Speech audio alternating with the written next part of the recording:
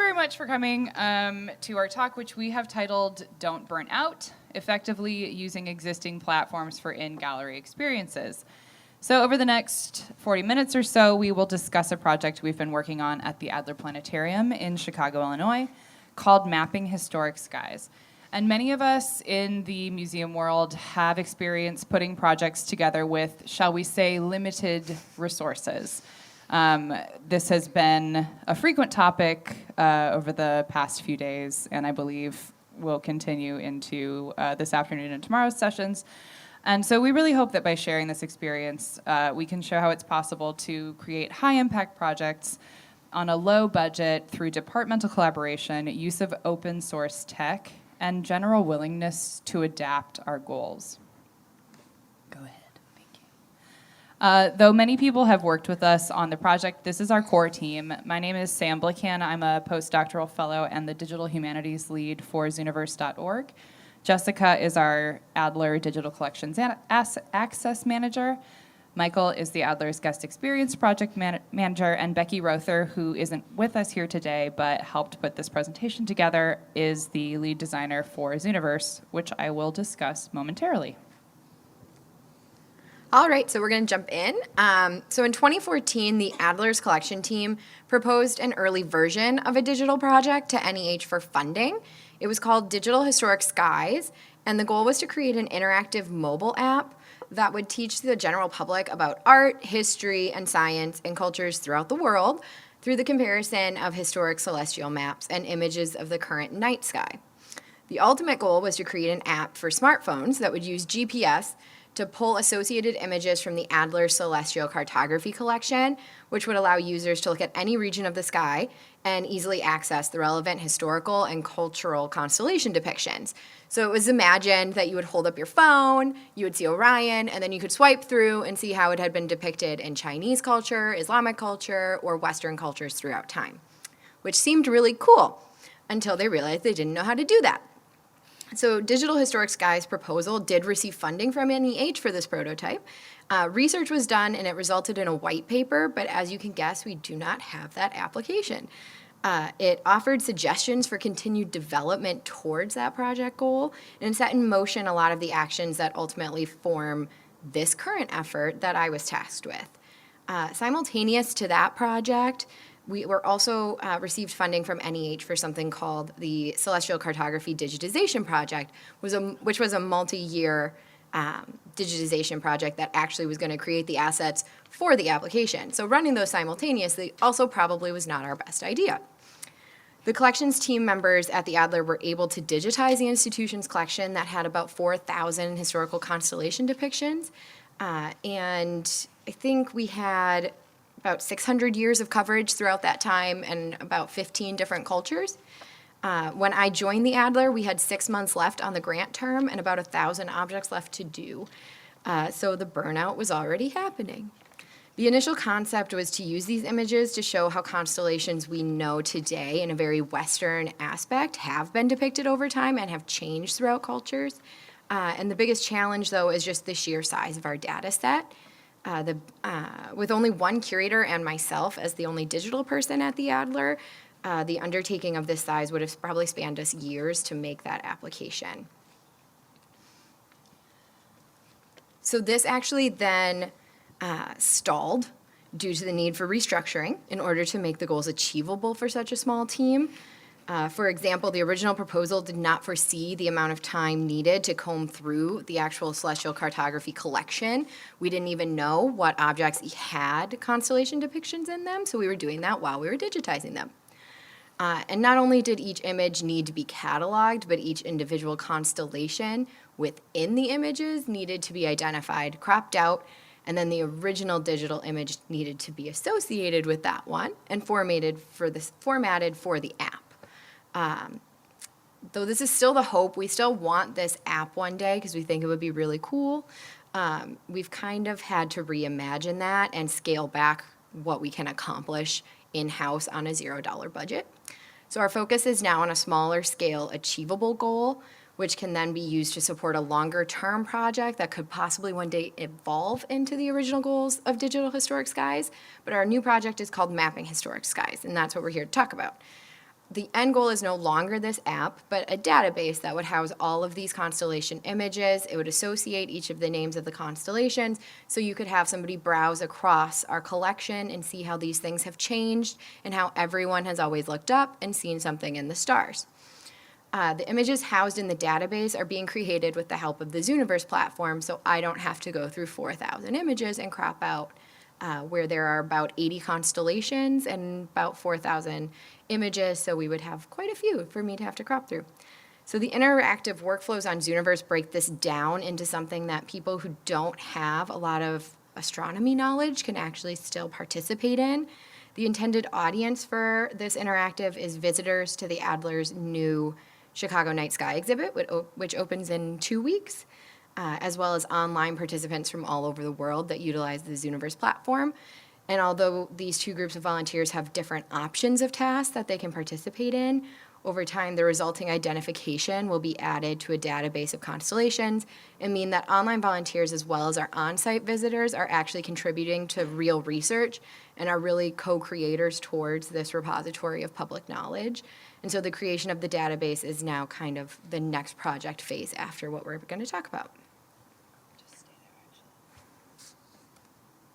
It's not moving. But that's fine. So as promised, a quick introduction to Zooniverse. Are any of you here actually familiar with Zooniverse? Totally fine if not. Great. So Zooniverse is the world's largest platform for online crowdsourced research.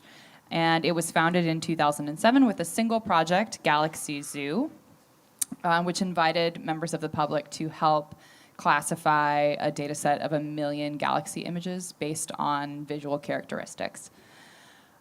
Since then, it has grown to a platform with more than 1.9 million registered volunteers, and we've launched in the sort of 12 years since more than 190 projects across the disciplines, so including astronomy, ecology, climate science, biomedical research, history, and literature. And you can explore all of our current projects by visiting the URL that's currently on the screen, which is zooniverse.org.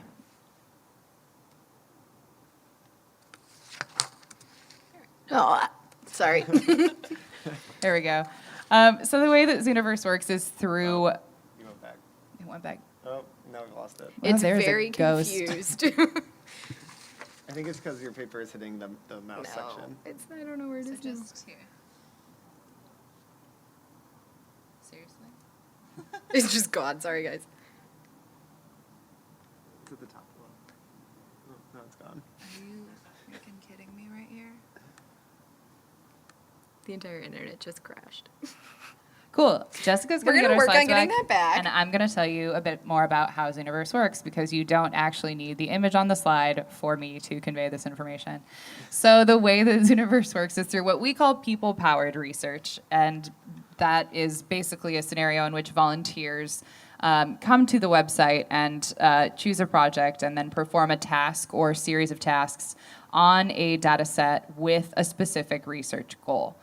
And so these tasks can include things like, as I said, from Galaxy Zoo, classifying images of galaxies based on visual characteristics, identifying animals in camera trap images, or transcribing historical handwritten documents.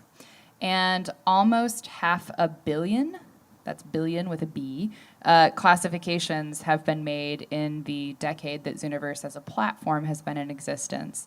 And the resulting data from these projects have been used in more than 150 peer-reviewed publications. We're almost there. We're working on it. Are you just giving up and downloading I'm the PowerPoint? downloading That's fair. PowerPoint. I'm going to keep going. In the first 6 or so years that the platform existed, all of our projects were built in-house, meaning we were only able to launch about 7 projects per year. But in 2015, we launched the Zooniverse Project Builder, which is a web-based application that allows anyone to build and run a crowdsourcing project on our platform free of charge. And as you will shortly be able to see, perhaps, there's a graph. That's why I'm sort of like stalling here. It's a really effective graph. We're trying. I'm sorry. It's just really not happy with the conference Wi-Fi right now, so I'm trying. All good. As you will see in the forthcoming graph Hey, we're up. Maybe. shortly, Is it on though? Yeah. it is there.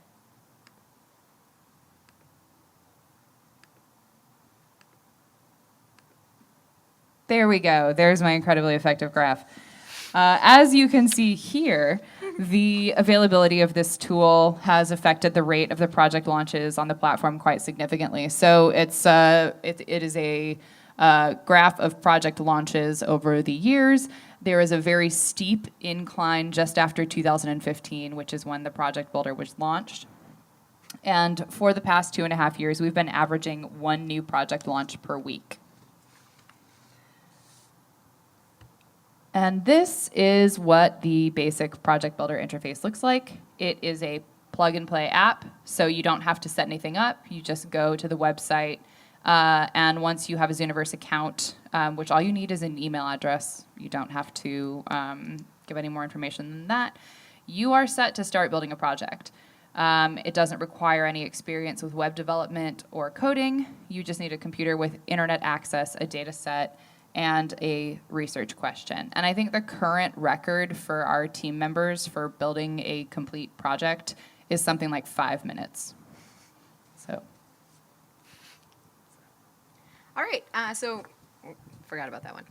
So before starting the design and development process, the collections team, the Zooniverse team, and our guest experience team, which is pretty much this panel, worked together to create internal project objectives to direct the development of the in-museum interactive. We knew we had $0, we knew we had a tight timeline, and we knew that having no goals wasn't going to end well for us.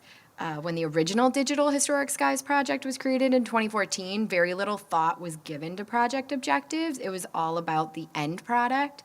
So as we created Mapping Historic Skies, we were more cognizant about aligning our goals with the Adler's mission and vision, resulting in the main internal goals listed here, which are collaboration, visitor-tested prototypes, and interactivity with collections.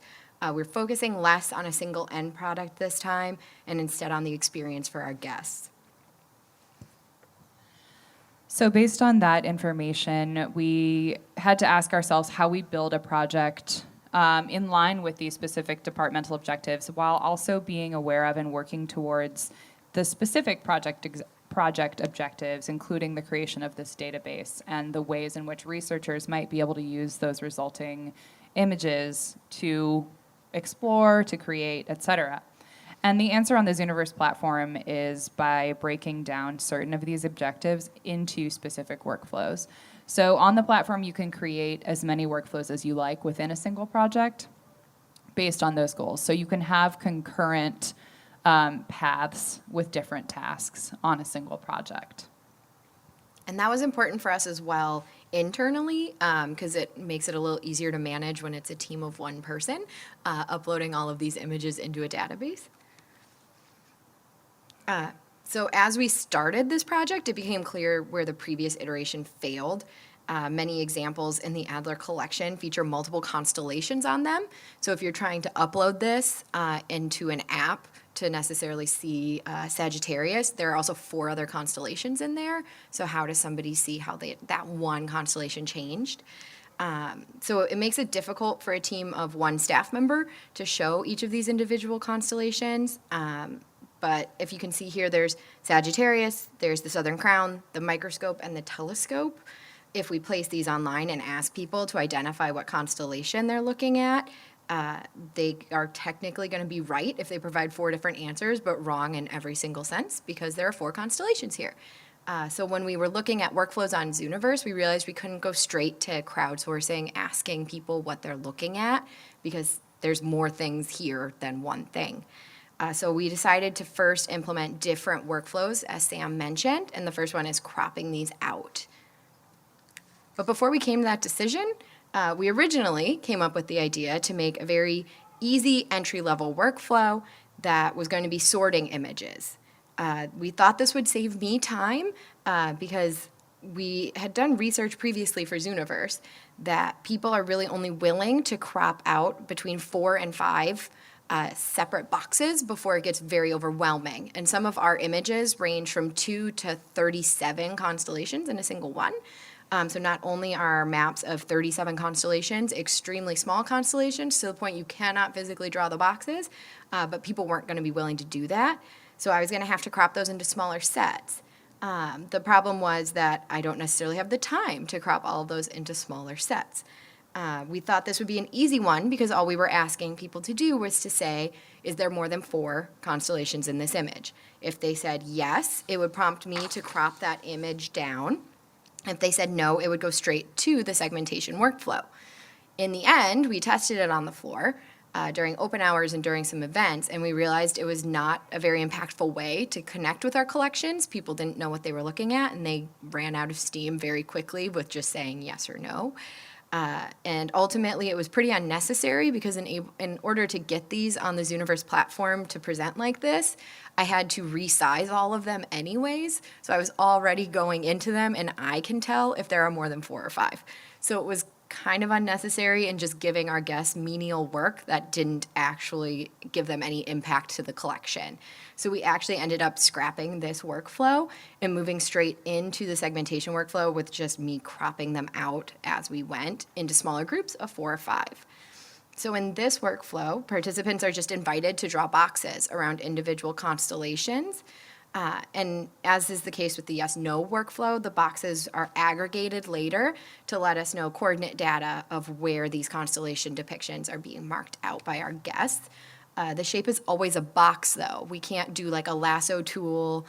Circle wasn't going to work, so we stuck with a box. But we've seen some complications arise as to overlap. Guests are very uncomfortable with the idea that they're touching and sometimes overlapping. And when you squeeze 37 constellations into a single like southern hemisphere, they almost all touch. But overall, it's a good first step to getting individual constellations for the identification workflow. And so this is our identification workflow, and it's set up very much like a BuzzFeed quiz. And we've learned people are pretty happy with that. Once the multiple constellation images are cropped down to this individual size, it gets sent on to the individual constellation workflow, which is only on Zooniverse.org. It unfortunately is not available on the app. So this is kind of a nice send home project for people. If they've enjoyed doing the cropping workflow on site and the interactive, they can go online and then start to identify some of the things they've cropped out. Volunteers are shown an image of a single constellation and then are asked to name the constellation if they know it, and then you can bypass the questions. If you don't know it, though, and have zero knowledge of astronomy, we offer very basic questions down to very specific questions. So they start with, does this constellation represent a figure, a human, an animal, or an object? From there, they get a little bit more specific, and they finally result in a recommendation of either a single constellation or maybe 2 or 3 that tend to resemble each other, and they pick the best option from there. Again, these responses are also aggregated and then shared with me so that I can see what people are tagging these as. So just to unpack the creation of these different workflows a little bit more, one of the great things about the Project Builder as a tool is that it's built for iteration. You're meant to experiment, you're meant to try different things out, and make changes as you go based on that experimentation. It's very easy to edit and update the things that you're building within the Project Builder interface. So as Jessica noted, for example, we abandoned the image sorting workflow after the testing period based on volunteer response and necessity of task. And similarly, we realized that the segmentation and constellation identification workflows had some specificity regarding the context in which they were used.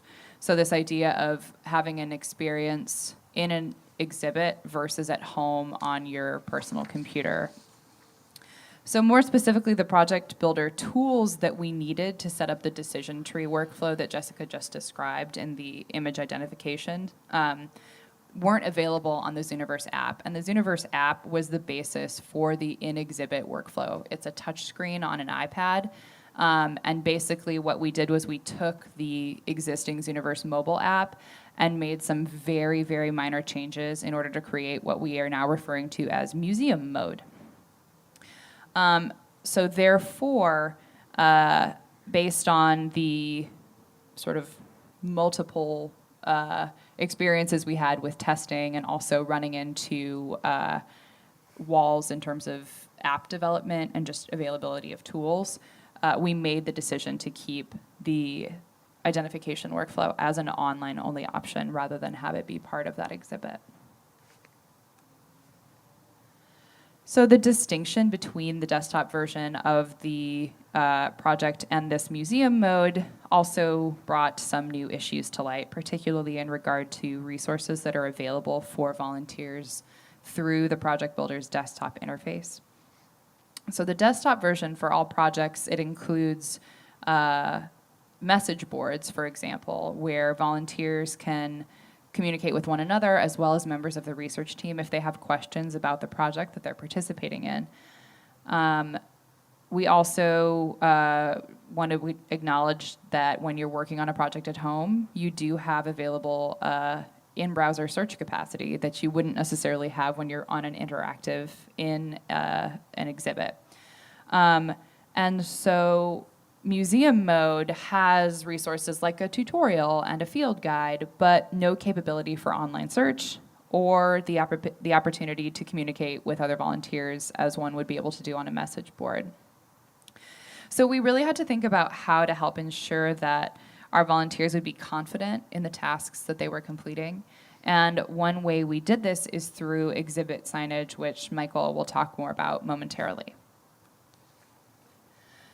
So the final result for this exhibit is the museum mode, which is a lightly adapted version of the mobile app. We designed the format for widespread use in museums, but particularly for institutions who might wish to have in-gallery interactive projects, but who are concerned about the idea of having a browser-based application within an exhibit. So museum mode essentially removes the risk of an exhibit guest navigating away from the project and checking their email or going on websites or whatever. And when using this version of the app, guests can only access the workflows that you've set as being accessible. However, those same workflows are still available on the desktop version of the site. So there's an opportunity for guests to continue to participate in projects from home or from their mobile devices as well. If you're at all interested in learning more about this or potentially adapting something that you're doing within your institution and trying to make use of museum mode, please do reach out to us. We'd love to hear from you, with the caveat that this is very much still a beta version of the tool. But there's an email address up here on this slide that you probably can't see, but the email address is just contact@zooniverse.org. Okay, I'm going to talk a little bit more about incorporating the project into the exhibit. So in 2018, So in 2018, the Adler contracted with Cygnus Applied Research Incorporated to conduct a survey of 3,492 visitors and supporters. The data collected showed, 32.8% of our guests came to the Adler to learn specifically about artifacts. 62% reported attending for sky shows. And 50.9% of guests reported wanting a hands-on experience. So in addition to these insights, this was an important survey for us because it revealed that our perceived demographics about our audience didn't really come close to aligning with our actual visitor demographics. Our assumptions were that the majority of our guests were families with young children, when in fact 80% of our guests were coming in two-person adult groups. Because of these past assumptions, our current exhibitions aren't always reflective of our audience's interests. 62.6% of our visitors found that there was more content at the Adler for children than for adults. Next I'm going to do an overview of our goals. For the new Chicago's Night Sky exhibit, our director of experience development was the project lead, And we started by having her draft a core concept and exhibition goals that stemmed from this concept. Then our content team, which consisted of our vice president of astronomy and collections, our curator, and our director of public observing, reviewed and recommended additions to these exhibition goals. And it's also important to note that the exhibit was being developed during a 2-year brand relaunch that we're still in the midst of developing. So our new brand promise was unveiled internally in April of this year, and the exhibit and brand helped to inform one another. So some things like our brand promise, which is sparking real connections, and some of our brand identity were then retrofitted into the existing exhibit goals through some light rewording. And simultaneously, some of our brand documentation, like our new mission, were inspired by language initially drafted for this exhibit. So for example, the core idea is that, for the exhibit, is that our sky above connects us all as humans and in our communities. And our new Adler mission is to connect people to the universe and each other under the sky we all share, which maybe sound a little similar. So I'm going to run through our goals quickly. The first goal is that Chicago's night sky will encourage guests to connect with the sky. Guests may not initially feel how they are connected to the sky. After their visit, they will see how our sky above connects us all as humans across our different communities. Goal 2, spark a connection, remember that brand promise, with the stars, planets, and our beautiful moon in our own night sky in Chicago. Encourage a feeling of inspiration from the sky above. Encourage people to seek to protect it. Goal 3 is highlight the real work of Adler staff, teens, students, and citizen scientists in protecting and restoring dark skies in Chicago. Create a connection to those taking action. And finally, goal 4 is to explore the historic communities of people who have connected to the sky through myth, storytelling, art, science, and literature. So now connecting the Chicago's Night Sky goals to the Mapping Historic Skies project. As you can see, the images present in the Mapping Historic Skies project data set directly connect to historic communities, myths, storytelling, and art. And by making guests aware of how historic communities have connected with constellations, our guests too can see that those same constellations, and they will hopefully begin to understand how the sky connects us all as humans. Finally, the project utilizes crowdsourcing to perform real research, which was something we desperately wanted to display since almost none of our actual science or research is being conducted at the Adler was present in our exhibits prior to this new one. As Sam said earlier, interactive citizen science allows visitors to take ownership of the collection in a very real and interactive way. So we had this sort of serendipitous connection between Chicago's Night Skies exhibit goals and the Mapping Historic Skies project. So the goals that are on the screen, I'm going to talk about how we aligned those with the exhibit. So for this project and for all of the exhibit components, they each had their own subset of goals that kind of laddered up to the overarching exhibit goals. And to build these goals, our project lead created a framework. And sorry, I have lost my place. So we as the exhibit team needed the help of the content experts, which in this case were our collections team and our Zooniverse team, Jessica, Becky, and Sam, and to advance our understanding of how this project could integrate into the exhibit. And so to achieve this collaboration, we created a framework for the audience goals that our project lead created the framework, and then our curator and Jessica drafted those goals, and then we had a commenting period for the rest of the team to give feedback, and we implemented and updated those into our final goals. So after going through that process, we arrived at these 3 final audience goals. 1, the audience will become aware of the Adler's collection of constellation maps. 2, the audience will learn to differentiate constellations based on artistic attributes. And 3, the audience will learn that constellation depictions have changed over time and across cultures. So next, I'm going to cover, just for a little additional context, our exhibit's look and feel, and show some of our design work. So here you can see our logo. And next, it will be the mood board, to give a sense of the colors and materials and ideas we were working with. Our lead exhibit designer actually worked closely with Becky, who unfortunately is not here, on the designs for the exhibit, and not just the Mapping Historic Skies designs, but the exhibit designs in general. Becky reviewed all of them and would sometimes be a thought partner to our exhibit design lead. And then this partnership also helped to evolve the look and feel of the Zooniverse app. We introduced dark mode to the Zooniverse app as a feature specifically for this project so that it would fit into the exhibit's look and feel.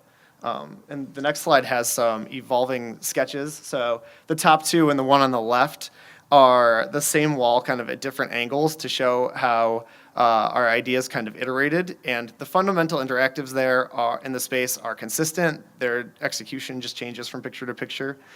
And the one at the bottom right is actually our final graphic layout, which is shown in greater detail here.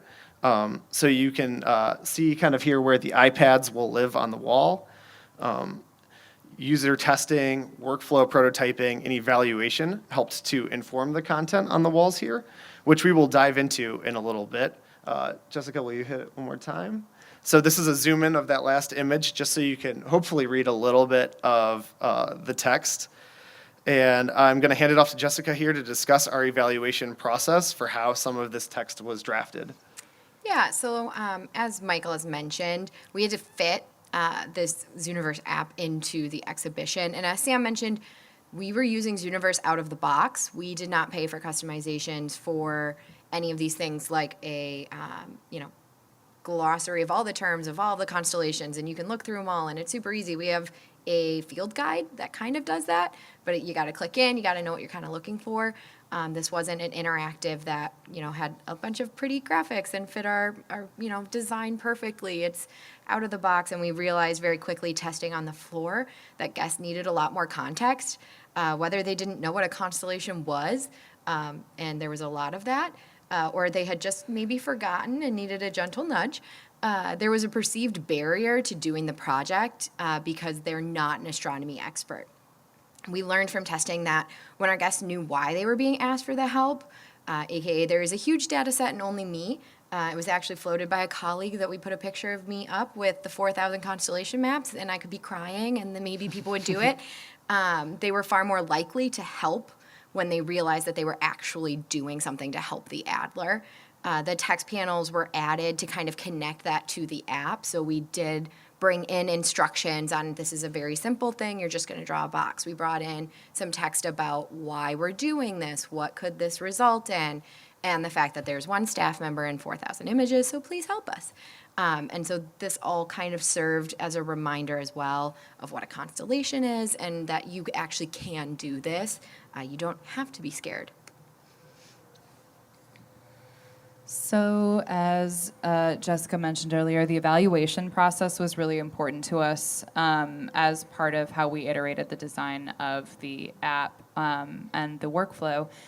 Because in order to really appropriately assess our questions about the functionality and the enjoyment of the app, we really needed to first place it into the context of the audience's wider knowledge base. So as Jessica said, we carried out multiple rounds of testing on the museum floor, first at special members' night events, and then during museum hours with weekday visitors. And through this testing process, one of the really interesting things that we learned was that staff presence influenced app use and also evaluation of the app, which isn't a huge surprise, but we really wanted to make sure to acknowledge that the experience for guests would be different when it was just them and a touchscreen without staff intervention. And second, we really needed to find a way to communicate the context of the project quickly and effectively, particularly the underlying research questions, to ensure that people knew that they were actually doing something, that the results were going to be used, and that it wasn't just busy work or something to just sort of play around with. It was actually going to be used in terms of the resulting output. Yeah, and as Sam mentions, we tested quite a bit. And this is kind of how we learned to cut the image sorting workflow because people were really awkward about standing in front of me as I'm holding an iPad asking them, like, is there more than 4? And they're like, well, yeah. And then we just stare at each other. So we cut that one. But we also learned that guests had much more confidence in their ability to participate after that context was given. So they loved talking to the staff and they loved getting to hear about why we were going to do this. And oh my God, one day I could hold up my phone and see all this stuff. But like we can't have a staff member stand next to this like the entire opening hours and explain why we want you to, interact with this. So that's kind of where that graphic was from earlier. But what we did learn from testing is that not a single one of our guests stopped at a single constellation classification. Most of them were performing at least 3, and we saw as many as 20 to 30 at a single time. We were getting a lot of comments that it was addicting and it was fun, and people were really enjoying it, which is not usually what I hear when I'm bringing collections onto the floor. But what we did find out is this was not the case for some of our younger guests. We didn't really realize that children were going to be a problem for this workflow. They're native tech users, so they were really good at drawing the boxes, but they were very unsure of what a constellation was. So once we could explain it to them, the problem was then they just wanted to look at their favorite one. So if you gave them an example and said, like, Orion or a zodiac sign, they just wanted to flip through the images to see which one they were looking for, and you can't do that because we need you to crop them first. And so it kind of became difficult for them to grasp the idea of a figurative constellation as well. They would either draw boxes around every single thing they saw. So if it's Pisces, they drew around each of the single fish. They drew around each of the single, tree branches. Or they just drew one giant box around the entire picture, which is also maybe not so helpful. But we also learned it wasn't just our younger visitors, it was also our older end of the audience did not participate well either. However, it wasn't from lack of knowing what a constellation is. This was a perceived lack of knowledge and fluency in technology. So the second we presented them with an iPad, they immediately would tell us, like, oh no, that's my granddaughter's type of thing. Like they shut down immediately and they did not even want to try to do this technology. Once the whole project was explained to them, they were much more apt to try it, but they had to have multiple reassurances that they were not going to be the only person cropping this image and that the project was not contingent on their knowledge and ability to draw a box, which is something we can do during testing. But again, I can't have a staff member stand next to this at all times and tell people, like, don't worry, 500 other people have to do the same mistake as you before it is, official. So we were kind of surprised. We didn't realize some of these things were going to be issues. Zooniverse hadn't had an app on the floor before. Neither had we had a constant, like any kind of collections interactive. So we just didn't even think of these problems. And as Michael has mentioned before, we envisioned that most of our guests were these young children coming in family units. And they're not. They're two pairs of adults. Which serendipitously worked from our results from this project because that's who does this project best. So we accidentally created an application for the people who are coming on site. So just coming back to this idea of I'm not sure or I don't know if I know enough about this. So we hadn't had the experience within the exhibit floor, but that response is actually really frequent when you work with crowdsourced research. It's just part of inviting the public to participate in what you're doing. And particularly, I think it's an outcome from a tradition that has, or a discipline that has traditionally barred supposedly unqualified people from actually participating in research in this way. It's also why each data point in a project receives multiple independent classifications that are then aggregated together. So the task isn't dependent upon a single volunteer, but instead is dependent upon a group of volunteers reaching consensus about a question or a task. So for each workflow, project builders, if you're using this app for your own work, you're able to choose the number of volunteers who will classify a subject before it's considered complete and then retired from the project. And I'll return to that process in a few slides. So I previously spoke about how we had this, fortunate connection between the exhibit goals and the Mapping Historic Skies project. So now I'm going to talk about how, despite that, the project still needed some interpretation and adaptation to fit into the exhibit. One of the most challenging parts of developing this component for the exhibit was determining how to provide context for our guests.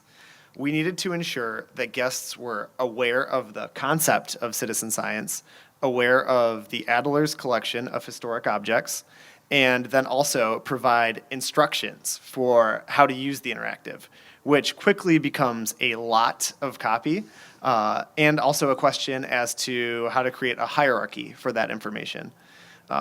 So we considered using a video originally, and we got as far as drafting specific goals for what the video needed to do, as well as a storyboard, and we even sent an email to our members asking them to provide feedback that we could use within the video before that was cut for budget reasons. Shocking. So next we pursued an infographic, and due to our designer's time constraints, because we only had one working on the project, this never materialized either. So finally, we were resigned to just instructional text.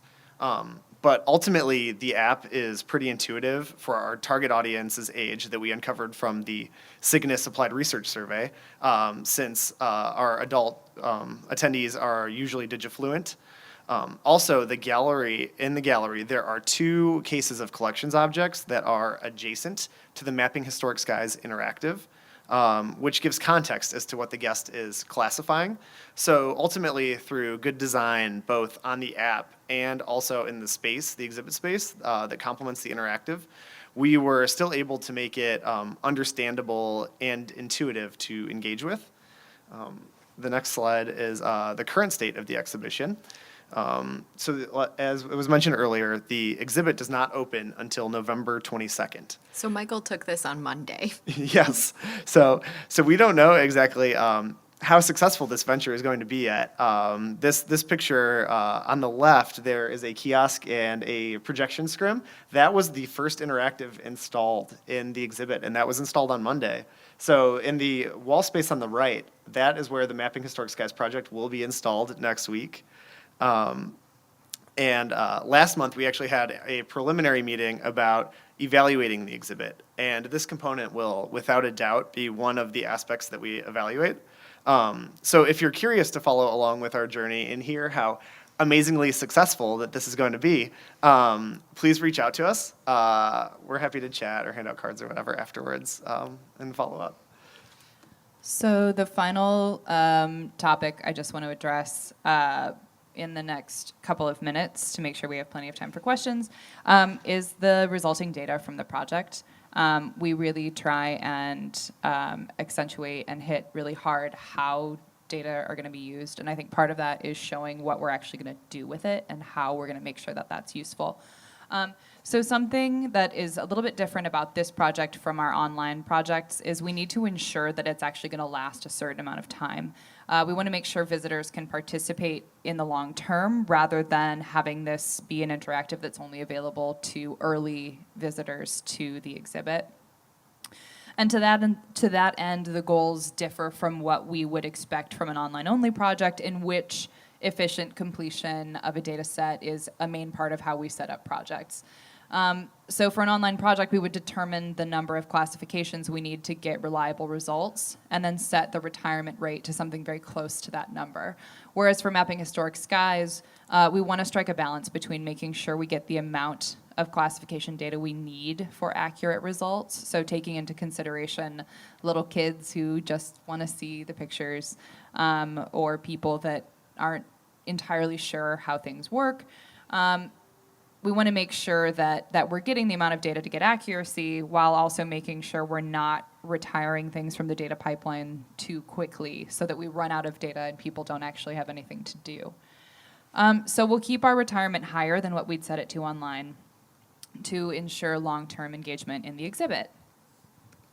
And we wanted to make sure we had the data pipeline set up before the project began to ensure useful results. These are some of the questions we asked ourselves as we were setting things up. So these include Classifications from the exhibit workflow will need to be aggregated and used to create subjects, which will then be used in the Identify Constellations workflow, so a data pipeline. Once subjects are cropped and classified, where do they live within Adler's content management system? That was another very practical consideration that we had to think about. And then finally, how do members of the public access those outcomes? So these are sort of medium and then longer term goals in terms of how this data is going to be used.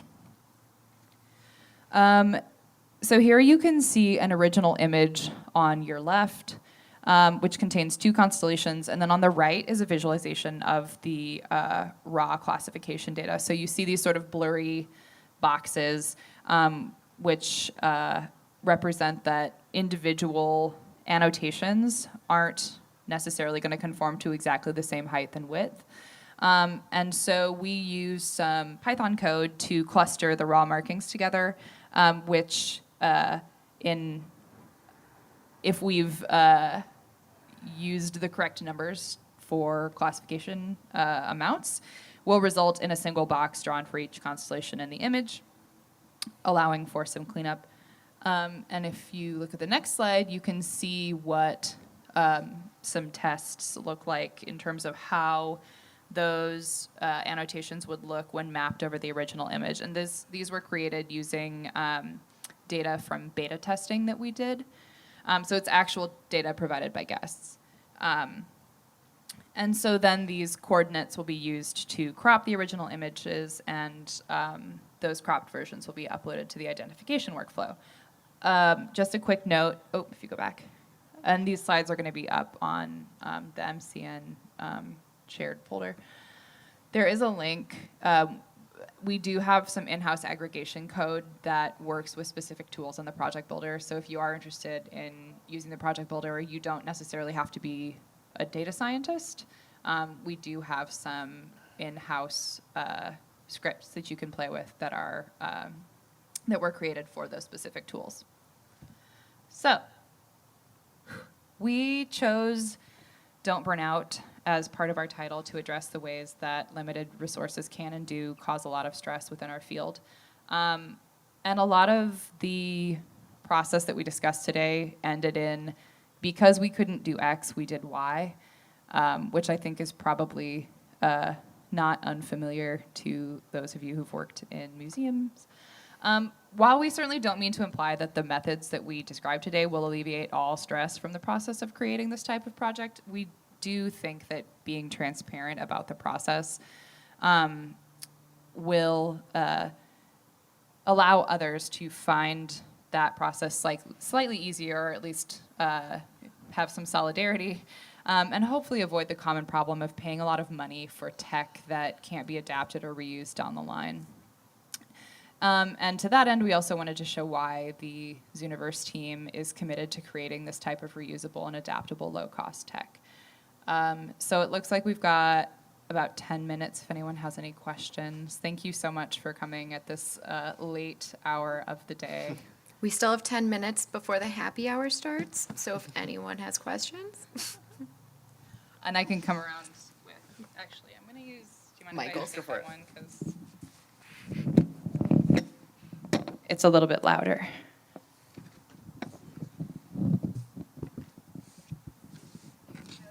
Hi. So 4,000 images doesn't seem like a lot. It doesn't. It doesn't. I wonder if at some point you guys thought about well, what if we just get 20